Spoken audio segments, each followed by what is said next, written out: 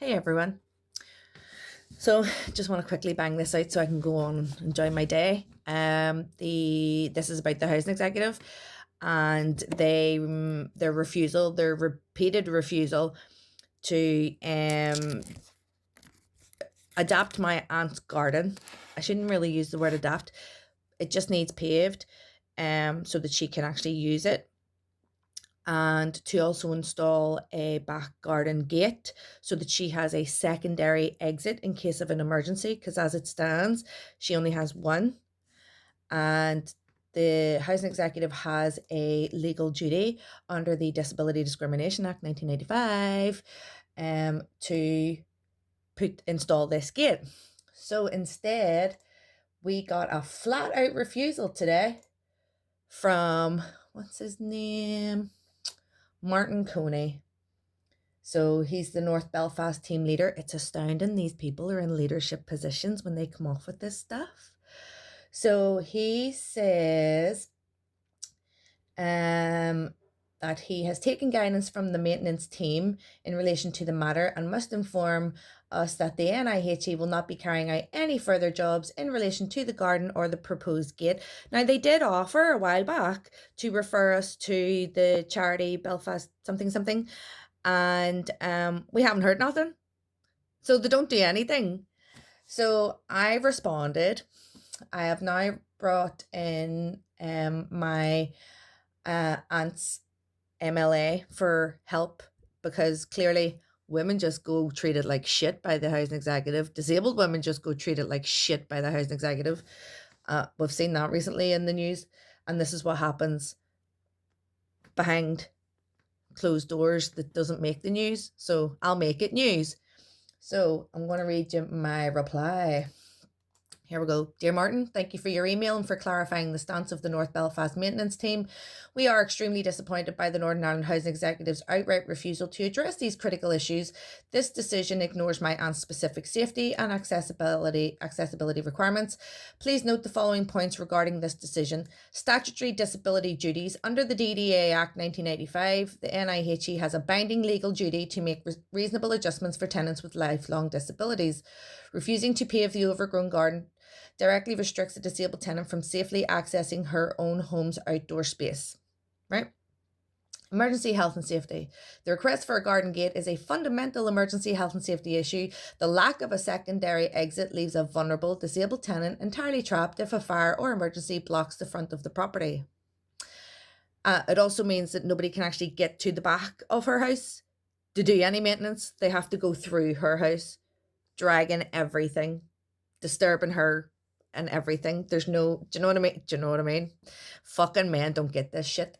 Remit misunderstanding. The maintenance team previously stated an occupational therapist referral was required.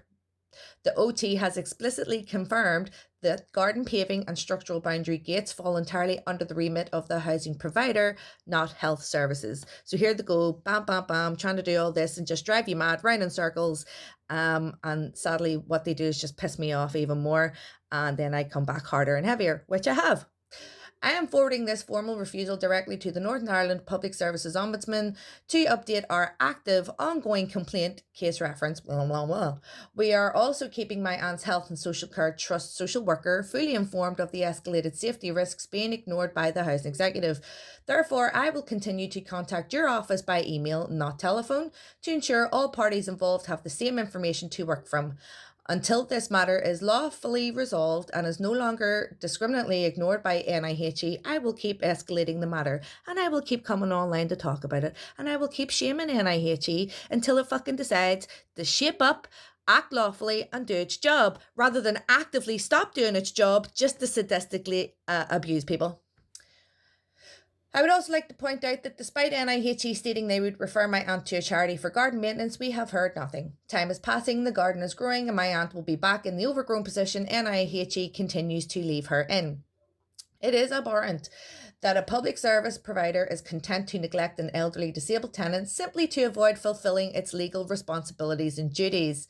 Had NIHE fulfilled its obligations upon request, this matter would have been resolved by now. Instead, your office is actively choosing to inflict prolonged stress and upset on a vulnerable individual, as this dismissive treatment has been going on for nearly a year now. NIHE clearly has a systemic misogyny and ableism problem. I am also now engaging my aunt's local MLA, Jerry Kelly, to intervene as local NIHE management continues to dismiss the rights of disabled elderly women for its own sadistic pleasure. Maybe with a man assisting, NIHE will listen.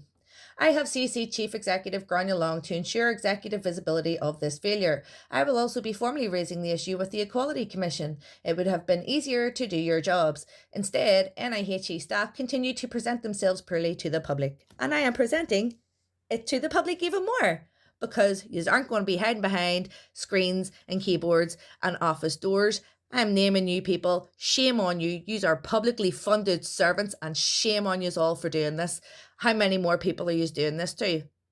Not everybody has a me in their family to come at them like a fucking pit bull. And I will keep coming at you like a pit bull, because I am also a woman who has disabilities. And I will not be standing for this for anyone. Anywhere. Shame on housing executive. Come with me to a place of no emergency evacuation. Now, can you see? I shall turn the camera. This is where we need the gate. This is where the one-off maintenance guy cut the fence so he could get in. Otherwise, you have to come in through my aunt's property, right? And let's take a walk up here. Let's have a look. Oh yes, accessible to various other neighbours around the estate. But look, if we head from where I am now. So, is my 5-foot disabled aunt going to scale this wall if she needs to get out? How's the emergency services getting in if there was a fire at the front of the property? Make it make sense. So this is what the House Executive is outrightly stating that they will not rectify. So they are actively stating that they will keep a disabled elderly person trapped in a home with only one emergency exit. And as you can see, the garden is already overgrown. And even if they don't do it, how is someone else supposed to come in with everything else to do it? Traipse it all through my aunt's home. What, and creating more mess for my disabled elderly aunt to clean up after? Get the fuck. Seriously, the systemic misogyny in Northern Ireland needs sorting out. If you're a man that works in public services, instead of rolling your eyes or dismissing what women are saying, see the anger you're hearing in our voice? That's only going to keep getting worse unless people like you use your position properly and protect vulnerable people, women, men, children. Do you know? It's not going to get better, people, if people are doing fuck all about it.